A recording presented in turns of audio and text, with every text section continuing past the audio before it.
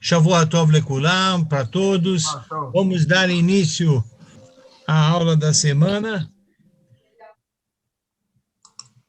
Então, hoje, nós vamos falar da Parashá Balak, muito rico em assuntos, né? Eu tive que escolher um percurso, né, para otimizar o tempo, né, para não cansá-los também, e ser muito claro e objetivo na mensagem, usando sempre o nosso Chacham escolhido, que é o Rabbi Chaim Ben Natan, na sua obra Or HaChaim HaKadosh. Como eu falei na semana passada, nós estamos no ano 40, na véspera da entrada em Israel, e depois das vitórias sobre Sihon, rei dos Emoreus, Melech HaEmori, Og Melech HaBashan, aí já estamos na fronteira para entrar em Israel. Balak, naquele momento, o rei de Moab, resolve tentar combater Israel de outra forma. Mas é óbvio de outra forma, porque o histórico, ainda que não tinha internet na época, mas a notícia corre, né? O histórico era impressionante. Derrota do Egito, derrota dos Amalek, derrota do Sihon Melech HaEmori, Og Melech HaBashan. Aí vai somando derrota. Balak falou, tem que procurar outra forma. Esse povo é muito forte. E aí, surge a figura do Bilam, um mago e profeta, para tentar jogar uma carga negativa, maldição sobre o povo. Veja, essa é a história, né, no seu sentido literal, e nós vamos refletir um pouco sobre esse episódio, porque se está na Torá, certamente tem ensinamentos profundos e atuais, que podemos utilizar aqui nas nossas vidas, inclusive. E cito agora o que Balak fala para Bilam, e agora vem, rogo e amaldiçoa para mim a este povo, pois é mais poderoso do que eu. Talvez você possa atacá-lo. Imaginem, né, que de forma claríssima, né, há um pedido textual para amaldiçoar um povo. Por quê? Porque ele vai por este caminho?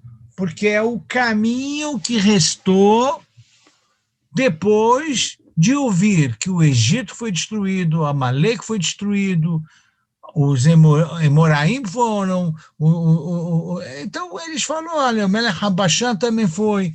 Não há mais como combater Israel pela força militar. Então eu vou ir para o campo do amaldiçoar. Hoje, infelizmente, na atualidade, nós estamos vendo que atacam Israel de outras formas, né? Não é pelo campo militar também, né? A história do Bilam e Balak, naquela época, abriu uma outra alternativa de ataque a Israel. Eu queria que vocês pensassem, né? Porque eu vou percorrer uma forma de conduzir o entendimento da Parashá. Mas imaginem vocês quanta campanha difamatória Israel sofre. Isso é um outro tipo de ataque. Para não falar do terrorismo, que é um outro tipo de ataque, porque não é um ataque militar convencional, não é exército contra exército. Então, existem outras formas que os povos procuram condenar Israel, ou atacar Israel, ou intimidar Israel, ou seja, não terminamos ainda, né? E talvez a gente possa se espelhar na Parashá, ver o que Deus fala para nós nesta semana. Aí, o pedido do Balac amaldiçoar, ou seja, difamar, fazer campanha anti-Israel, antissemita, anti-judaica, isso é uma guerra. É uma nova, é a versão Bilam 2021. E aí o Bilam fala, mas como é que eu vou amaldiçoar quem Deus não amaldiçoou? Como eu vou enraivecer se o Eterno não fica enraivecido com esse povo? Ou seja, Bilam, ele se viu diante de uma cena, como amaldiçoar se Deus não amaldiçoou? É interessante isso, né? Porque parece que Bilam dá uma aula para as Nações Unidas, né?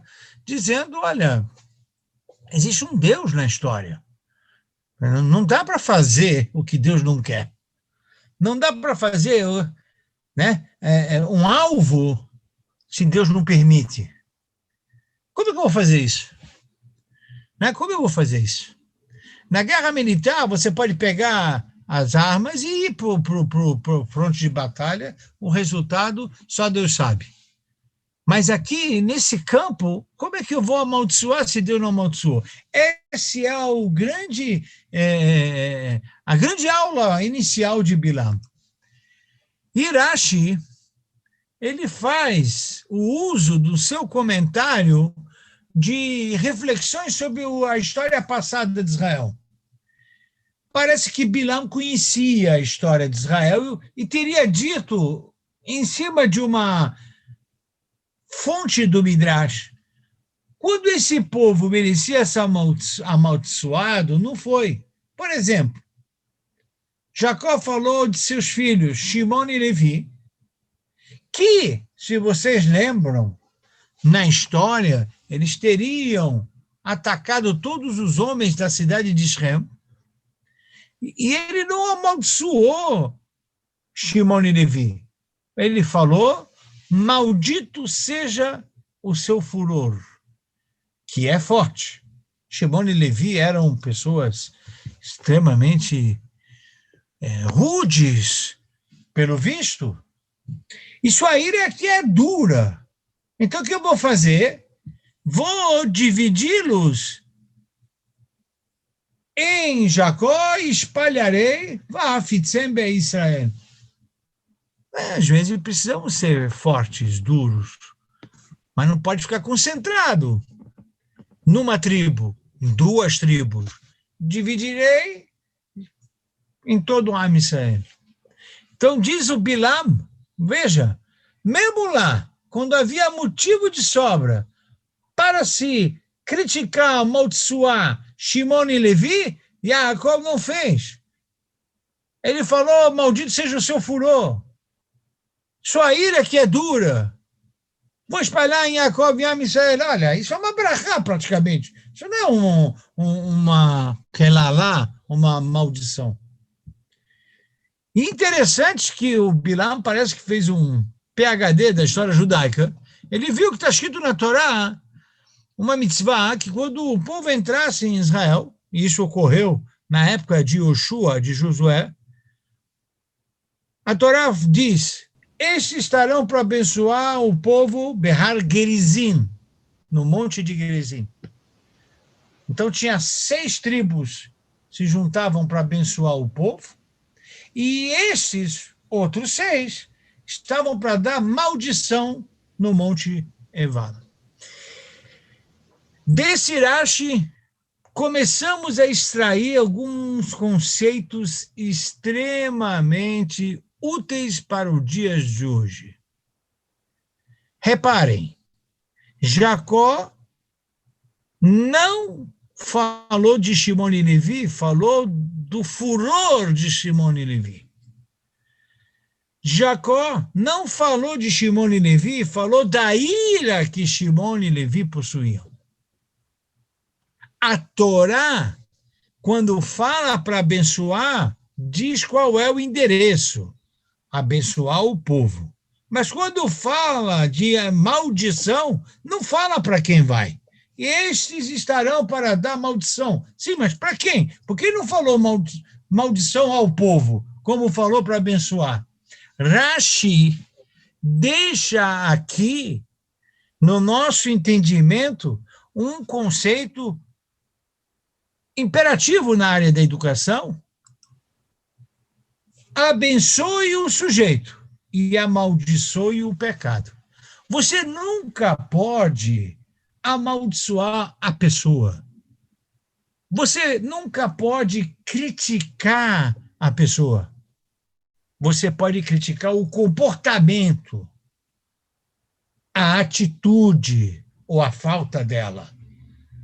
E, na hora de elogiar, mas na hora de abençoar, abençoe o sujeito, a pessoa, como fez aqui Yaakov.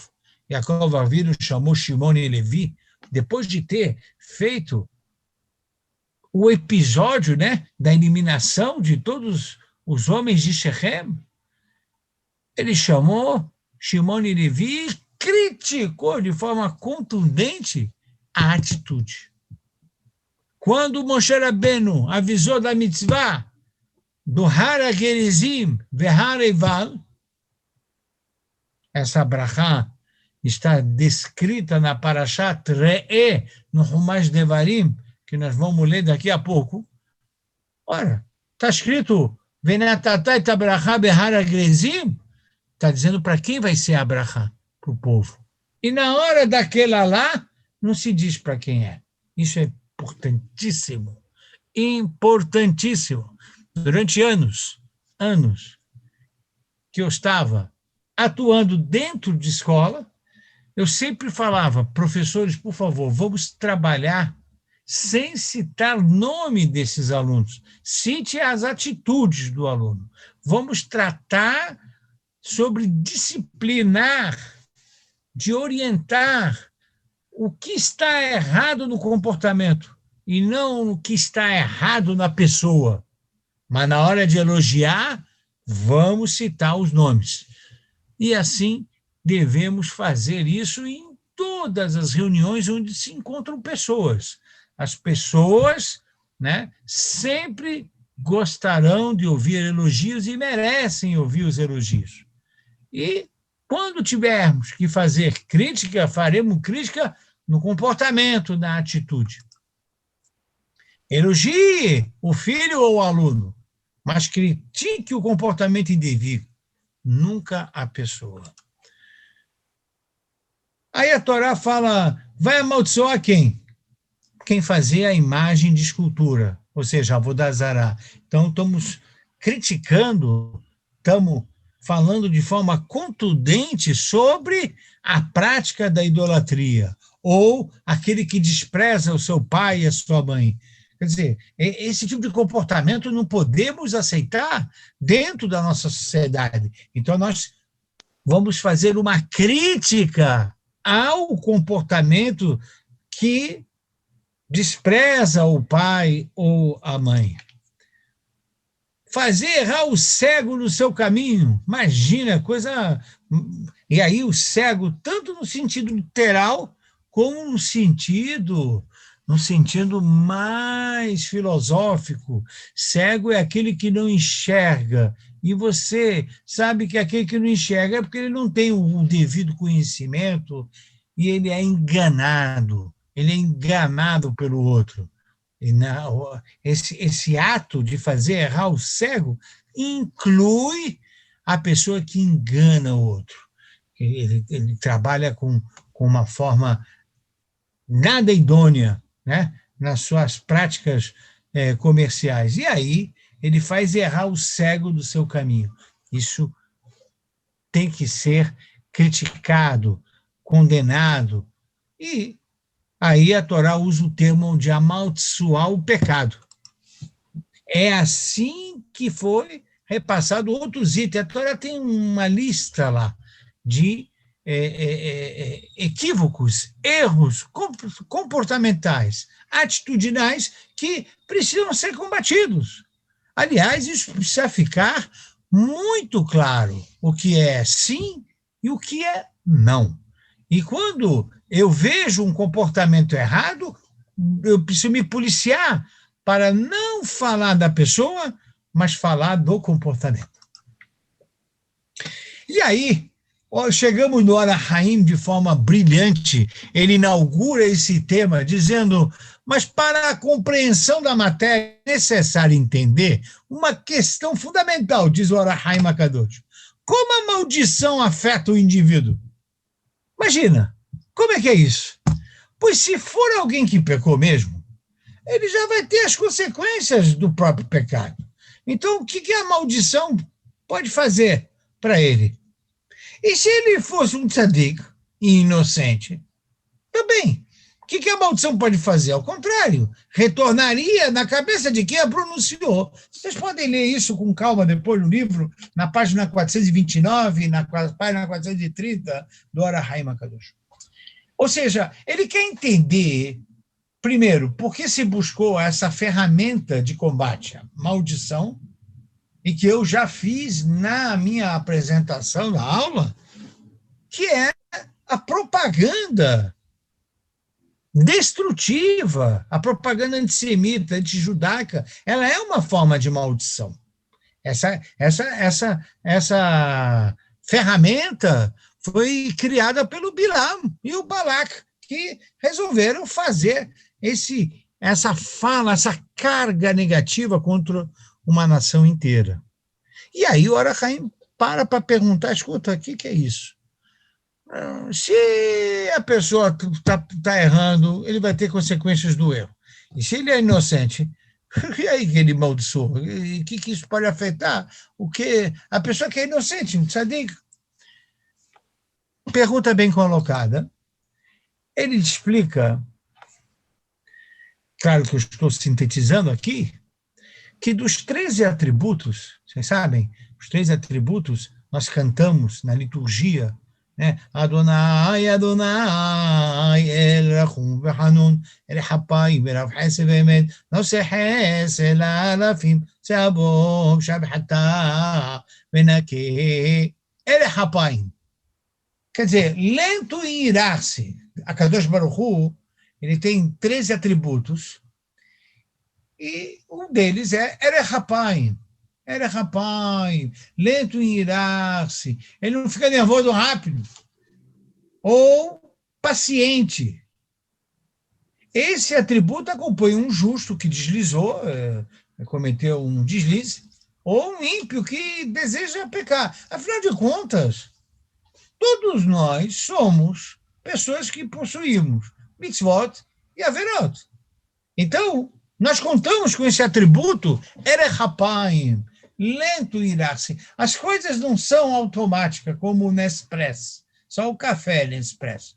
O resto, né, a minha relação com o Criador, ele me devolve Erechapaim, aliás, forçosamente, né, como o Rambam escreve isso em Alachot Shuvah, Maimônides escreve que Ma Hashem Rahum, Afatat Yerahum. Como Deus é piedoso, seja você também piedoso. Se a Kadosh Baruch Hu fosse tão meticuloso, a gente não ia aguentar, a gente não ia conseguir. Então, a gente não pode ser meticuloso com o outro. Nós temos que saber ser lento em irar-se com o outro, ainda que o outro tenha cometido algo contra você. Nesse sentido, existe o conceito de Erechapaim, mas o Or HaHaim diz que tem Kirega Be'apo Haim Birsono. A ira de Hashem, ela é muito passageira, porque como ela é lenta, quando ela acontece é rega, Kirega Be'apo. Teilim 30. E como explicar? A maldição, segundo o Or HaHaim, pode retirar o atributo da paciência e substituir pela irá, ou melhor, severidade. Irá aqui no hebraico, tá? Não é irá do verbo. Ou severidade. Ou seja, vamos tentar entender este Or HaHaim Akadosh.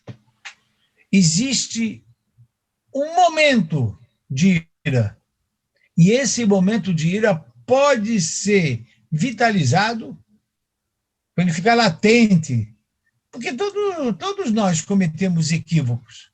E aí, quando vê uma maldição, Has Shalom, pode tiçar o vírus.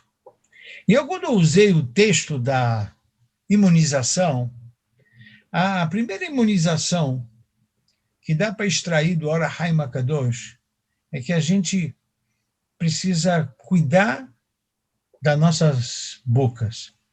Não fazer comentários críticos às pessoas, porque isso pode trazer a substituição do lento em irar-se em severidade. E a gente não está aqui para ser promotor de Am Israel. A gente não pode fazer isso. Nós devemos fugir. Quando a gente achar que isso é uma mitzvah, saibam, isso não é uma mitzvah, porque isso coloca Am Israel em perigo. Ele deixa ele sem imunização. Então não é para falar de Am Israel. É ao contrário, procure sempre o lado positivo de Am Israel. Então essa é a explicação que o Or HaHaim faz, que tem um rega, que rega be'apó Haim bitzono. Hashem quer, na verdade, dar vida, quer dar coisa boa para nós, mas tem um rega be'apó. Aí você vai lá e transforma essa ira passageira numa ira estável. Has Shalom, por causa de quê? Por causa do linguajar, por causa da qualidade das nossas falas. E aí, desse Or HaHaim, não seja um promotor do seu povo.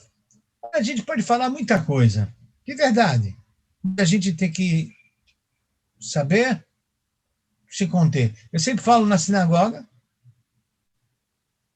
que Deus gosta mais do seu povo do que do rabino, mas é óbvio, mas é assim mesmo. A maior prova disso está como que o povo entra na terra de Israel e Moshe Rabbeinu não entra. E essas questões precisam ficar muito claras. E eu vou chegar lá citando, eu vou citar aqui, porque não está ali no slide, mas eu ia deixar para uma fala conclusiva, mas ela vai entrar agora. Havia uma Hassidut muito importante da Polônia. Eu tive a oportunidade de conhecer a região, que eu estive na Polônia, e eu fui na pequena cidade de Gur. Dali saiu a Hassidut Gur. Eu sei que nós aqui no Brasil conhecemos só a Hassidut Chabad, mas tem muito mais Hassidut. Tem Chabad, tem Breslev, tem Vizhnitz, e tem Belz, e tem a Hassidut Gur. Essa Hassidut promoveu grandes sábios que lideravam esse movimento hassídico na Polônia, e ele, o Sfat Emet, que é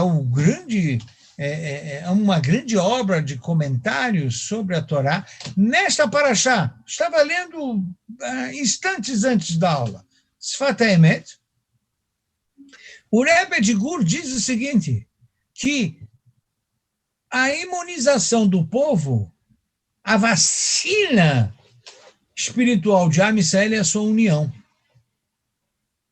Mas quando o povo está unido, mas unido, não unido de slogan político, né? Ou slogan de marketing. A gente pode escrever frases bonitas de efeito. A gente tem que ver as atitudes de união, né? Essas atitudes de união é que promove a imunização do povo, né? E esse seria uma consequência de ninguém ser promotor. Porque quando você é promotor do seu próprio povo, você acaba fazendo o quê?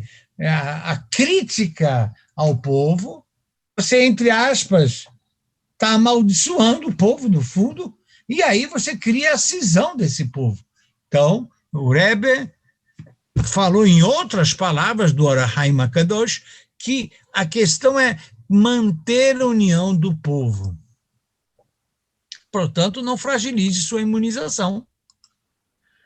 O Zohar ensina, o Eterno sustenta o acusador que a pessoa cria ao pecar. Na verdade, isso não é criação do Zohar, viu? Eu só botei o Zohar porque ele é citado pelo próprio Or HaHaim HaKadosh, que tinha o Zohar como uma das grandes referências do seu comentário. O Eterno sustenta o acusador. Quem acusa a pessoa é a própria pessoa. A pessoa cria o seu próprio acusador. E se o outro que vê esta pessoa errando, a pessoa está munida, educada pelos ensinamentos do Or HaHaim de não ser um promotor do seu povo, portanto, ele não vai criticar ele, poderá até criticar a pessoa. Então, nós estamos imunizando até aquele que erra. Até aquele que erra, mas aquele que erra produz o próprio adversário dele, que é o erro. E quando alguém vai criticar, é aqui que esse erro vai virar o acusador dele. Se essa pessoa criticar a pessoa, esse pecado que criou o acusador ganhou.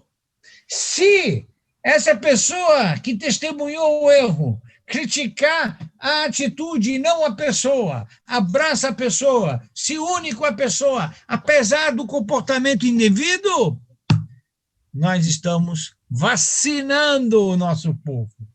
Então, o Eterno sustenta o acusador, que a pessoa cria o pecar. Agora ficamos na dependência dos outros. Por isso que eu falo, depois de 2000 anos, 2000 anos quase, de dispersão, falta de, vamos falar de uma forma clara, né? Falta de união do nosso povo. Não há uma unidade religiosa. Vamos ser sinceros. Agora, cada vez mais, né, movimentos, rompimentos, enfim, uma série de coisas novas vêm surgindo. E não há uma unidade religiosa, muito menos unidade política. Então, nós vivemos fragmentos, e um apontando o erro do outro. Não há momento mais sensível da nossa história quando o Eterno sustenta o acusador, que são os nossos próprios vacilos, e não estamos dispostos a vacinar, porque nós estamos acusando o outro, estamos sendo o promotor do outro. Bilam e Balac vieram para procurar fazer isso. Hoje eles nem precisariam fazer, porque nós mesmos estamos fazendo. Bilam e Balac iam ficar em cima da montanha, rindo. Nem precisam fazer muita coisa. Por quê? Porque nós mesmos estamos fazendo. Para que trazer Bilam? Para que trazer Balac? Cavalo das manos. Porque nós mesmos estamos batendo um no outro. Nós vamos reclamar do jornal tal que fez um comentário, aí todo mundo sai correndo, mas sim, e os comentários entre nós? Deixa aquele comentário, aquele vai se apagar por si só, não terá efeito a fala de Bilam. Esquece a UOL, esquece a Folha de São Paulo, estamos perdendo tempo com isso. E não estamos gastando tempo com o nosso povo, com a nossa fragilidade, que é a desunião e a promotoria e acusadores de um aos outros dentro do nosso povo. E aí, eu disse que não era o Zohar, Navi Ermiyahu Amar, Teasrech Ra'ater, Navi Yeshayahu Omer, Vitamugenu Biad Avonenu. Os nossos equívocos, os nossos pecados é que produzem as acusações contra nós a partir do momento que pessoas da nossa vizinhança nos falam e nos atacam e nos criticam. Como é importante isso?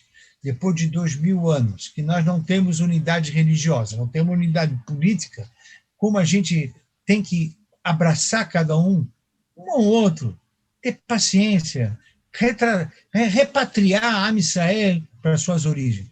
Muito difícil, muito difícil. Existem erros e mais erros. E a gente fala para o Boré Olam, Kadosh Baruch Hu, olha, se eu entendi alguma coisa da Torá, eu estou tentando. É difícil botar uma pessoa do seu lado que ele é contra todos os seus princípios. Mas assim Hashem pede. Eu preciso, então, para ir no Emet, na verdade, falar sobre o comportamento que está indevido. Eu não posso deixar de falar isso. E nunca criticar a pessoa. Conclusão. Bilam sabia o momento ideal para amaldiçoar Israel. Momento, não medida temporal, não, e sim estado espiritual. Ele sabia o momento de amaldiçoar, significa provocar a cisão, provocar a promotoria, quebrar a imunização. Eu disse que não é o Zohar não foi o criador desse conceito. O Pirkei Avot já teria dito ao Oseh mitzvah achat konelo praklit echad, sanegor echad. Ao Oseh averá achat konelo kategor echad. A pessoa faz uma mitzvah, ele ganha advogado celestial de defesa. Ele faz uma averá, está no Pirkei Avot isso. Ele ganha um advogado celestial de acusação. É o eterno sustenta o acusador, que é a nossa biografia. A nossa biografia que nos acusa se estamos errados. E nos elogia e nos abençoa se estamos fazendo o certo. Né? São essas forças que ficam na atmosfera da nossa comunidade, da nossa família, de Am Israel. E a Am Israel precisa saber, essa paraxá é uma paraxá para vacinar a Am Israel e não cair na do Bilam, falar um do outro.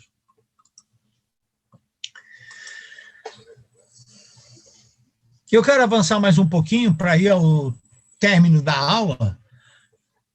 Que melhor Shurim Erenu, dos cumes das rochas o vejo, quer dizer, o Bilam subiu na montanha com Balaque e viu o povo no deserto, e das montanhas o contemplo. O que é isso? Está muito bonito, palavras poéticas. O que ele quis dizer? Que dos cumes das rochas o vejo e das montanhas o contemplo, sempre citando Urashi primeiro. Eu investiguei as suas origens, suas raízes, são fortalezas herdadas dos patriarcas e das matriarcas. Olha, imaginem isso, como é importante isso. Eu tive a oportunidade de viajar muito com alunos, e todas as vezes que eu viajava com alunos, era uma forma, né, de ensinar a eles, né, um pouco diferente, né, do que em sala de aula, ou no Bet Midrash, ou numa sinagoga, como é diferente aqui, né, ao ensinar um pouco, né, da Torá pelo computador, tudo. Para ensinar não tem desculpa, a gente encontra qualquer forma para ensinar. E eu me lembro que quando eu estava de novo na Polônia, então havia lá museus, e na cidade de Lodz, a gente tinha lá um local onde as famílias que passaram por lá. Então, eu ia com meus alunos, eles procuravam se tinha familiares lá. Aí depois, o programa fazia viagem, né, da Polônia, daí fomos para a Holanda e visitamos a sinagoga hispano-portuguesa de Amsterdã. E aí é muito interessante, De lá íamos para Tel Aviv. Aí eu falei para eles, agora vamos procurar nomes também aqui na sinagoga. Aí eles falaram, como assim? Eu quero que vocês pensem um pouco. Porque os nomes das cadeiras da sinagoga são nomes, são da onde viemos. Os nomes que vocês viram nas paredes do Holocausto são nome da perseguição. Eu quero que vocês olhem os nomes dos cumes das rochas. Harim, Ereno. É ali que eu quero ver. Eu quero que vocês comecem a ver as poltronas. Você entra numa sinagoga, tem cadeiras, tem nomes. E são esses nomes. Cadê os filhos desses? E os netos? E é assim que devemos ver sempre, né? A origem e as raízes, herdado dos patriarcas, das matriarcas, Abraham, Isaac, Jacob, Sara, Rivka, Rachel e Leá, são, na verdade, um exemplo para nós. Mas meu avô, minha avó, quem está na minha sinagoga sabe quanto eu falo da minha avó, né? Daqui a pouco, né? A gente sempre fica pensando, poxa, eu não imaginei que agora eu sou um avô, né? Mas a minha avó foi uma pessoa marcante para mim, uma senhora simples que vem da África do Norte, né? E que me pegava pelas mãos, quem já ouviu, né? Como eu dedico, né, um Shabat inteiro falando da minha avó, que é o Shabat antes de Pesach, Shabat Agadol, porque ela era Gedolá Meod, na praia de Botafogo, andando, ela me dava a mão para andar comigo e me levar à sinagoga. E eu vendo o pessoal correndo de bicicleta, jogando futebol, eu queria ir para aquele lado e ela me levando para a sinagoga. E a gente conversava muito, né? Eu, um menininho, e ela, uma senhora, e na época o idioma era o árabe marroquino. Então, as cadeiras de Amsterdã, a história do hispano-português, que fugiu da Inquisição e foi para a Holanda, a história, essas são as nossas fortalezas herdadas. Cada um, quando vai para a sua sinagoga e vê o nome, ele remete para trás, e é ali que a gente tem que ver de onde viemos. Quem eram os nossos grandes avós, bisavós? Bilam, quando viu o povo de Israel no deserto, falou, famílias estruturadas, isso aqui não é fácil, não. Isso aqui não é fácil. Não é nem mérito dessa turma que está aqui, não. Eles já estão colhendo méritos lá de trás. E ora Raim acrescenta, pois eu digo, não há ali nem maldição e nem ira. Olha a outra imunização que ora Raim me dá. Pois não encontrei em seus ancestrais nada que o desabonasse. Mas como nada? Aí ora Raim diz, nem Terah, nem Betuel, nem Lavan, que eram os ancestrais também da família dos patriarcas. Tinha um Terah, que era o pai de Abraham, tinha um Betuel, que era o pai de Rivka, tinha um Lavan, que era o pai de Rachel. Nada disso predomina. Predomina Abraham, Sara, Isaac, Rebeca, Jacó, Raquel, Leá. Não encontrou mancha nas gerações antigas. Mas quando, Ló aleno, encontramos manchas ali, aqui, aí começa a fragilizar. Isso aí começa a ficar fragilizado, fragilizado, perde a imunização. E aí, olha que interessante, eis que é um povo que habita só e entre as nações não será contado. Diz Rashi, a maior riqueza é a linhagem das famílias, ou a gente chama em hebraico Yihus. Por essa razão, não se misturam. suas festas são diferentes e separadas das festas das demais nações. Haja vista, por exemplo, o Ano Novo judaico e o Ano Novo do país que nos encontramos. Como é que se comemora o Ano Novo de uma nação e a nossa? A nossa é de introspecção, shofar, é muito Shana Tová, mas a gente olhando para Deus, sabendo que é de lá que vem a Shana Tová. E tampouco sentam com eles para comer, apesar do sucesso desses povos. Rashi escreveu os seus comentários no século XI.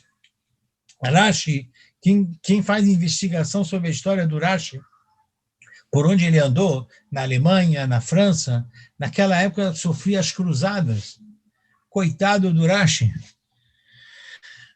Mas Rashi sabia comemorar as festas judaicas. Rashi sabia que sentar para comer e beber com os outros, apesar que os outros daquela época, eles estavam por cima, ele estaria por baixo. Nós estamos por cima, comendo na nossa comunidade, com a nossa família, com o nosso avô, com os nossos amigos. Isso é a nossa festa. Esse que é um povo que habitará só significa que eles sabem fazer festas diferentes, não festas misturadas, não festas importadas, não trazer assuntos que não nos pertencem para dentro de nós. Isso não é nosso. Isso eu acho de uma grande contribuição o comentário do Rashi. Bilam diz a Balak sobre isso: como podemos amaldiçoar os israelitas? Olha, mais uma imunização. Israel é um povo único, no sentido que continuará existindo, apesar da extinção de outras várias nações. Israel continuaria habitando sozinho. Esse é a imunização. Habitar sozinho não quer dizer que eu não falo com o outro. O habitat é do povo. Então, como Balá queria extinguir uma nação, que continuaria existindo até o fim do mundo. E a pergunta que a gente sempre vai fazer é se eu vou fazer parte da nação que vai existir até o fim do mundo. Essa é a grande pergunta, né? No grupo dos jovens casais, né? Eu sempre falo para eles que eu não tenho orgulho de ser judeu, porque entre nós judeus, nós somos os mais inteligentes que as demais nações. Isso é uma mentira. Tem inteligente aqui, tem inteligente lá. Não, eu tenho orgulho de ser judeu porque nós somos os mais ricos. Bobagem. Tem rico aqui, tem rico lá. Porque nós somos mais generosos. Bobagem. Tem vários projetos sociais generosos lá e tem aqui também. Então, eu vou ter orgulho do quê? Rabino, vou ter orgulho do quê? Você tem que ter orgulho do que você pode ser. Do que você pode ser. Quem escreveu isso foi o rabino Jonathan Sacks. Você precisa ter orgulho do que você pode ser. Se você entender o que aquela Torá que está no Aron HaKodesh simboliza, você vai entender o orgulho do que você pode ter sendo judeu. Você vai continuar existindo até o fim do mundo. Você tem uma missão. O povo foi escolhido por uma missão. E aí ele diz assim, se nós tivermos um povo único, sem promotores internos, né? Sem isso, andando, caminhando e habitando sozinho, não trazendo, habitando sozinho. É difícil, mas é isso. É isso que tem, que essa é a garantia dos patriarcas e matriarcas. Isso vai levar a gente para existir até o fim do mundo.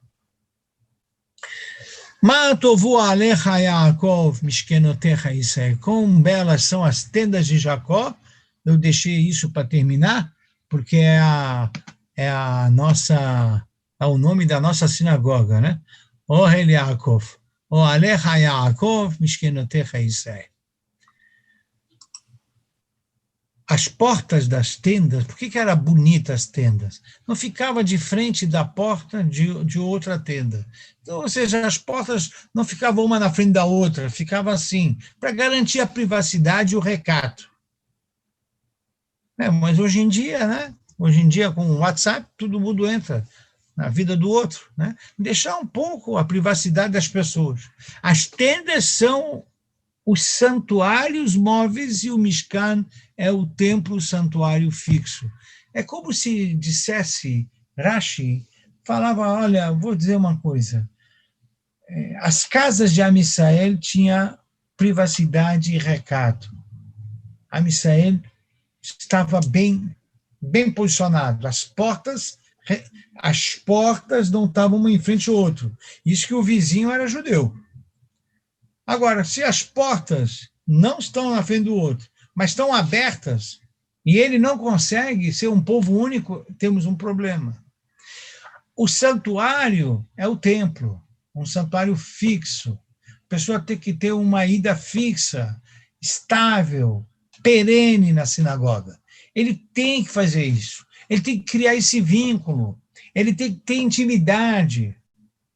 Veja, no sábado passado, depois dessa pandemia toda trazendo essas complicações, nós voltamos com o Shabbat Kids, o Shabbat das crianças.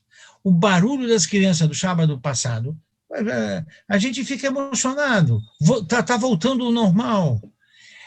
Mishkenotecha Israel significa que há um lugar fixo para que a Am Israel vá lá também fixo. A Am Israel precisa ter essa intimidade. A gente faz Shabbat Kids para as crianças já correrem, subirem escada, descer escada, eles já sabem todos os lugares da sinagoga. Assim os adultos.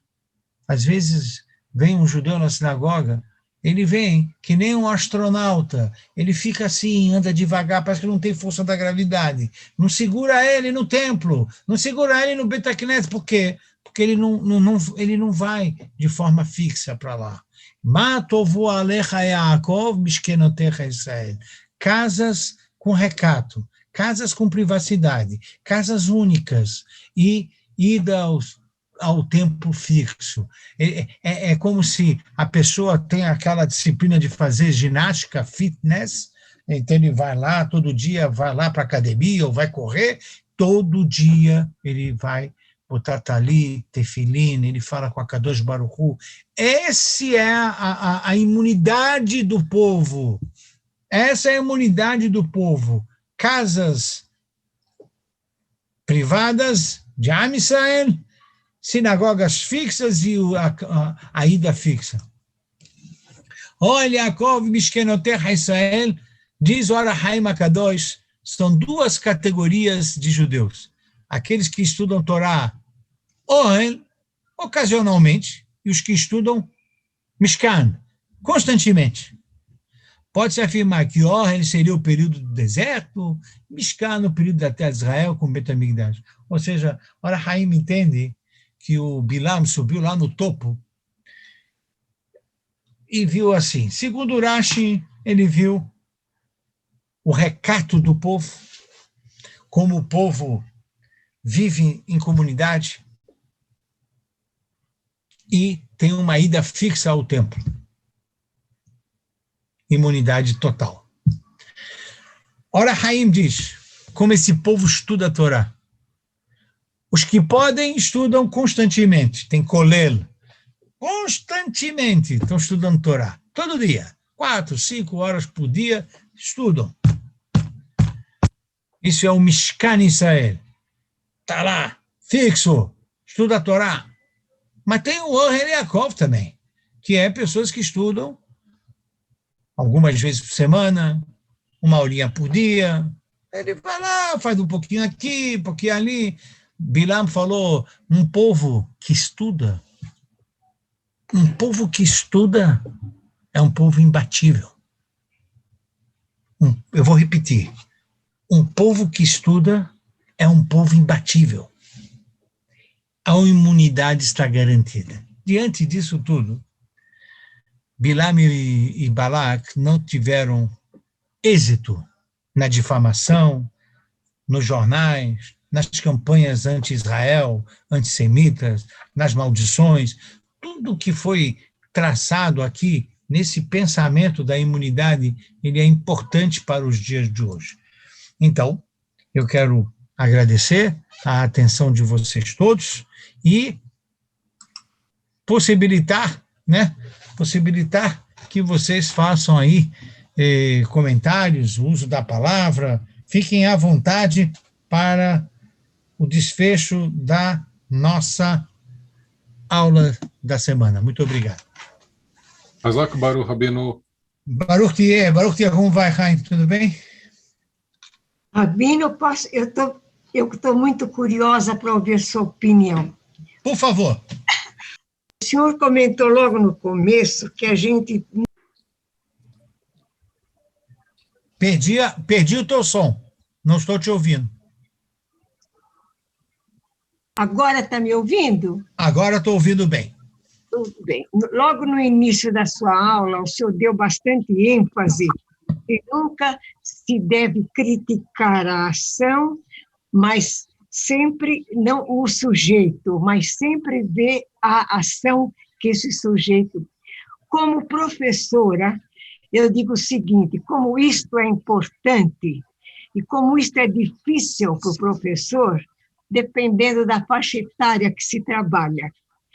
Porque a partir de uma determinada idade, a criança já tem um pouco de mais compreensão. Os menores, não é possível. Fazendo um paralelo, o contrário que nós estamos vivendo hoje, toda a nossa situação hoje de problema de saúde, de Covid, é exatamente aquilo que foi colocado. Não criticar o responsável, criticar o resultado. Eu fico muito confusa com isso, porque realmente por mais que eu não queira ouvir o noticiário, o que está acontecendo hoje com vacinas e com o povo, eu fico intrigada.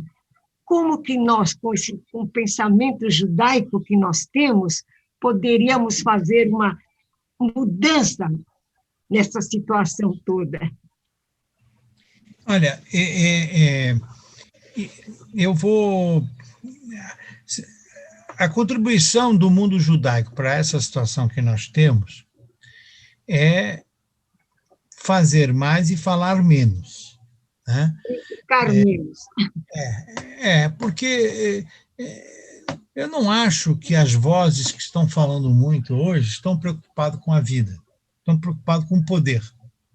E, diante desse cenário anti-humano, de todos os lados, né? De todos os lados, sem querer aqui ser partidário de qualquer das linhas, né, que existem, as falas, notoriamente, não são pela valorização da vida, e sim pela busca do poder, né?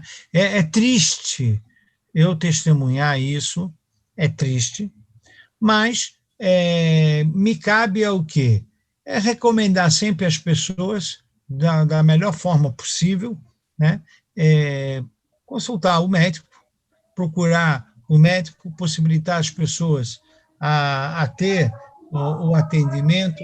O médico precisa explicar bem o que precisa ser feito com relação às vacinas, tomar a vacina, né? A gente precisa ter confiança, né, na medicina e fazer campanha de esclarecimento. Devia se gastar mais tempo orientando e esclarecendo. Agora, se o país, seja qualquer parte do mundo, achar que é importante ver se houve falhas na condução, façamos isso depois que a gente já resolveu o problema principal, que é fornecer atendimento de qualidade, vacinas, remédio, o que for, né, que eu não sou médico. Então, eu tenho, por exemplo, na sinagoga, por exemplo, Morafani, eu construí um Beidin com 3 médicos, para saber o que eu faço. Cada passo que eu faço na sinagoga, no meu retorno, e o retorno de Am Israel, eu pergunto para três, eu dou um bedin, 3, né? Porque se tiver marloquet entre os médicos, vai desempatar, porque o número é ímpar. Então, assim como é no bedin de rabino, agora tem bedin de médicos também, né? E graças ao bom Deus, acho que esse é o caminho da fala construtiva, buscando orientação, buscando o que fazer nessa hora difícil. Aliás, eu tento trazer isso no meu prédio, no condomínio, para não-judeus, sempre tranquilizando e falando, procure o seu médico, você tem um médico? Liga para ele, pergunta o que você deve fazer, tal, por favor, tal. Agora, fica muito difícil assistir essas cenas que a gente vê, que são cenas muito ruins, negativa, trazendo maldições, porque você vê que é um amaldiçoando o outro, né? Então, coisa boa não vai vir. Se a gente puder, pelo menos na nossa comunidade, trazer coisa boa, quizás a gente possa orientar, né, as demais nações a irem por um caminho de ação e não de falação. É muita fala, é muito tempo gasto para falar, para ficar xingando uns aos outros, quando o que a gente precisa é remédios, vacina, deixar os cientistas estudarem, porque essa doença ela é nova, é uma doença maluca, e a gente precisa também espiritualizar, a gente precisa rezar. É o que eu penso, Monafani, eu acho que essas falas, elas não são falas que preservam a vida, não. Infelizmente, são falas que querem poder, só. Estão usando isso para disputas de poderes. É lamentável, e vamos nós, o povo judeu, se unir para o bem. Sim, agora, em relação ao professor, eu acho que isso deveria ser uma coisa trabalhada com muito mais força do professor ter a paciência e a capacidade de não criar problema com o aluno, e sim sempre discutir o ambiente e o que acontece. É muito difícil, né, Rabino?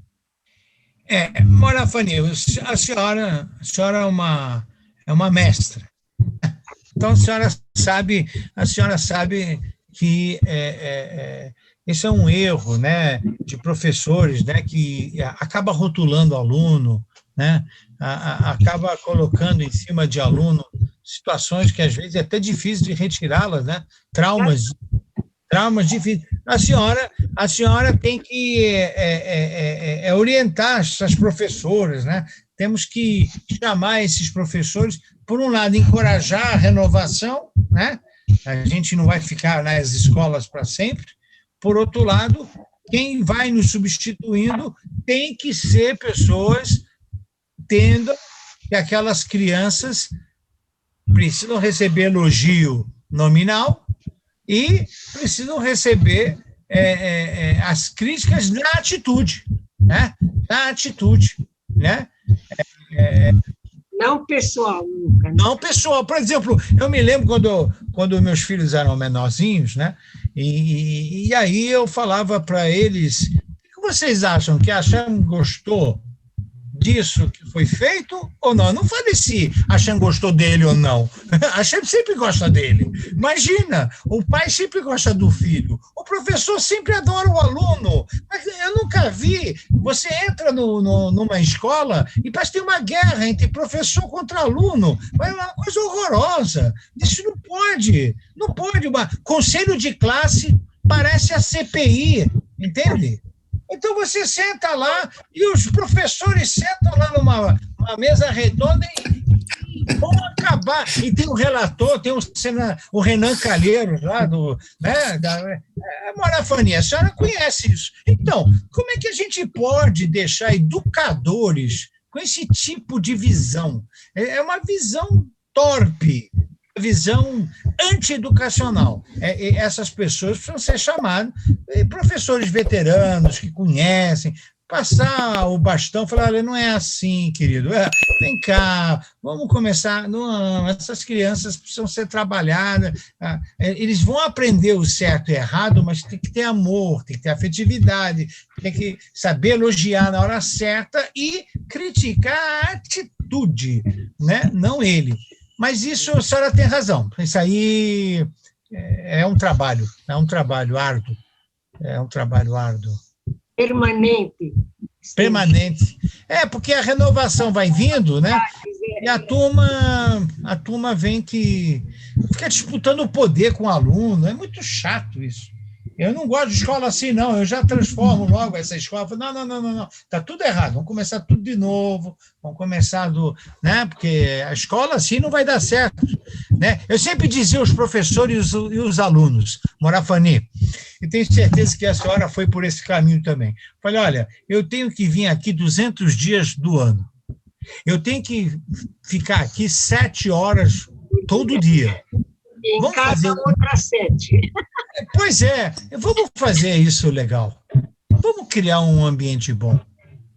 Vamos criar um ambiente de respeito.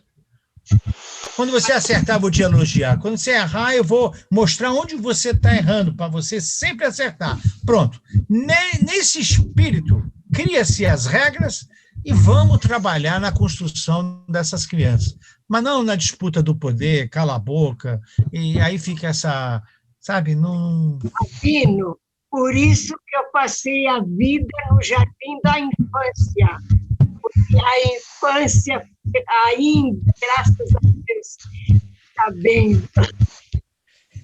A Moara Fanny, você plantou, né? Como dizia o Freud, né? A criança é o pai do homem, né? Você fez lá, plantou bonitinho. Agora, você plantou, tem que ver quem está regando lá em cima, né? É isso que me preocupa. Obrigada. É um prazer ouvi-la, Moara Fanny. Prazer. Amigo, eu tenho pergunta. Por favor, Elvio, como vai o senhor? Tudo bem? Boa noite, o senhor está bom? Eu estou bem. Baruch Hashem. Boa noite a todos. Boa noite. Quando você fala aqui no slide como a maldição pode afetar o indivíduo que está grifado em amarelo, a gente na reza do Birkat Amazon, antes de lavar as mãos, a gente fala esse é o anjo mau, ele tem que falar amém quando a mesa está bem posta e vice-versa. Particularmente, existe sempre na nossa vida o promotor negativo que fica querendo condenar a gente por Gueinam. E o povo judeu já é um promotor natural entre si. Como a gente vai evitar a vacina contra essa maldição não é do goi contra o judeu já contra o judeu já faz isso sozinho. É isso aí. Essa foi a aula. A aula foi exatamente aí. Nós estamos preocupados com a campanha negativa que vem de fora para nós, mas o negativo é construído de nós para nós mesmos. E é isso que o Bilam ensinou, imagina, né? Eu tenho que aprender com o Bilam. E aprendi, porque está na Torá, né? Ele quis mostrar para nós o seguinte: a maldição é feita pela biografia da própria pessoa, que cria o acusador das suas próprias ações, que é mencionado pelo seu amigo, ou às vezes pelo seu familiar. Então o Bilam falou: se eu pegar esse comportamento, é um instante. Se eu pegar esse comportamento do povo judeu, tá fácil amaldiçoar. Tá fácil. Então, o que nós temos que fazer? não sermos promotores de nós mesmos, não ser promotores do nosso irmão, não ser promotor da nossa comunidade, nem de um grupo específico, de ninguém.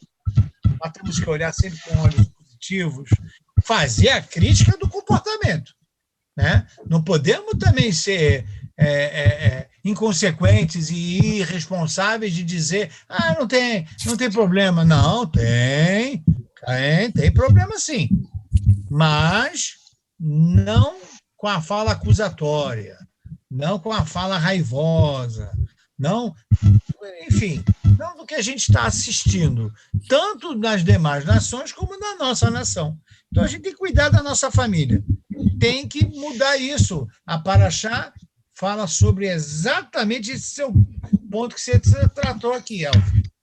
Mas o nosso erro passa a ser o nosso promotor. Então, o outro torce para você errar para chegar e acusar. É isso mesmo. Você vê que hoje a política brasileira, o presidente erra pau nele, o governador erra pau nele. Ninguém olha o lado bom, todo mundo olha o lado ruim para vamos torcer para o outro ter telhado de vidro para a gente jogar pedra. Eu acho que jogar pedra virou profissão. Como eu falei, quem fala mal do presidente é porque quer a presidência. Quem fala mal do governador porque quer o governador. Eu não estou vendo, porque essas falas não são falas para melhorar o comportamento, né? Então, nós estamos aí assistindo a anti-educação. Então, nós, dentro da nossa comunidade, dentro de Am Israel, nós temos que ser um povo esclarecido. Nós vamos citar as atitudes que precisamos reprimir e reprovar, etc., e não usar a nossa fala criticando pessoa, seja quem for. Nada. O meu assunto é orientar comportamento, né? Nós temos uma missão de comportamento moral perante a humanidade. Então, nós vamos caprichar nisso, e não em falatórios, em acusações. Isso traz uma energia muito negativa na sociedade, muito ruim. A gente está vivendo um momento muito ruim na sociedade, muito, muito ruim. Aliás, infelizmente, também na política de Israel. Então, nós estamos vivendo um momento muito difícil. Então, a gente não é à toa que a Paraxá chegou, não é à toa que a gente abre a Torá e Deus está falando conosco, pay attention, pay attention. Então, calhou, a Paraxá veio no momento certo, porque Deus sabe colocar a página da Torá no momento certo para falar conosco. Temos que corrigir isso aí imediatamente. Azal Baru, obrigado. Mas isso sempre existiu, Rabino, só que agora está de uma forma mais revelada. Sim, sempre existiu. Agora, eu acho que existe picos, né? Ele tem momentos. Só que agora está de forma revelada agora. E no mundo todo, não é só aqui. Por isso que eu estou preocupado. Então, por isso que nós temos que fazer a nossa parte, né? Nunca vi a banalização da fala como nos dias de hoje, né? Um instrumento tão sagrado, né? Deus cria o mundo falando, Deus entrega a Torá falando, e a gente fica falando bobagem. Então, a gente conseguiu pegar a fala, que é o que há mais divino de criação, e fazemos maldição. Então, está tudo errado. Agora, eu estou impressionado pela quantidade de erros, né? Quer dizer, a quantidade, a banalização é tão grande que me preocupa. Então, nós temos que nos policiar, começando dentro da nossa família a nossa comunidade, a nossa vizinhança, a nossa sociedade. A gente vai ter que influenciar para reverter esse quadro, né? Esse quadro é preocupante, sim. Eu estou mais preocupado com esse quadro porque ela traz energia negativa.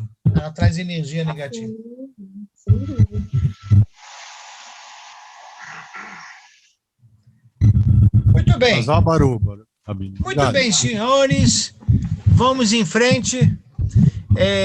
A chamada de atenção é porque eu confio plenamente em todos que estão aqui.